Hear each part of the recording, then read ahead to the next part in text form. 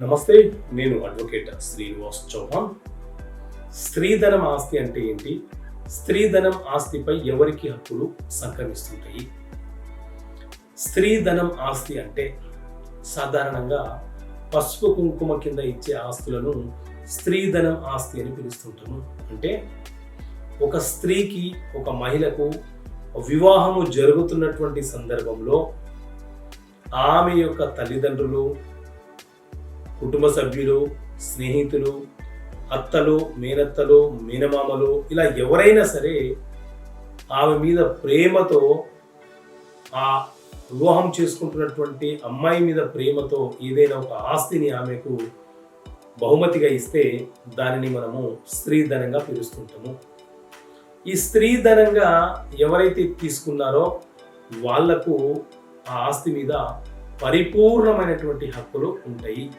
ఈ స్త్రీధనం ఆస్తి అనేది ఆ మహిళకు స్వంత ఆస్తిగా, కష్టార్జితపు ఆస్తిగా పిలువబడుతుంది. కాబట్టి ఆమె బ్రతికి ఉన్నన్ని రోజులు ఆ ఆస్తిని అమ్ముకోవచ్చు, గిఫ్ట్గా ఇచ్చుకోవచ్చు, వీలునామా రాసుకోవచ్చు.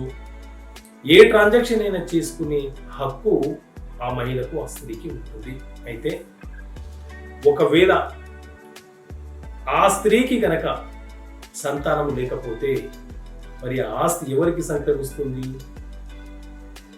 తన జీవన ఉపాధి కోసం, తన జీవన మనుగడ కోసం ఆ ఆస్తి అమ్ముకుంటే అక్కడితో ఆ ఆస్తికి సంబంధించిన ట్రాన్సాక్షన్ క్లోజ్ అయిపోయినట్లే.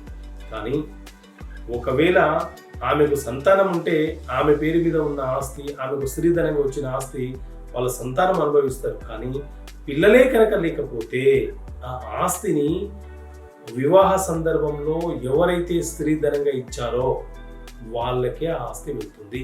ఉదాహరణకు వివాహ సందర్భంలో ఆ మహిళకు, ఆ అమ్మాయికి తండ్రి ఆ స్త్రీధనంగా ఆస్తి పసుపు కుంకుమ కింద ఇస్తే వాళ్ళ తదనంతరము వాళ్ళకు పిల్లలు లేకపోతే ఆ తండ్రికి, ఆ తండ్రి యొక్క రక్త సంబంధికులకు అంటే వారసులకు చెందుతుంది.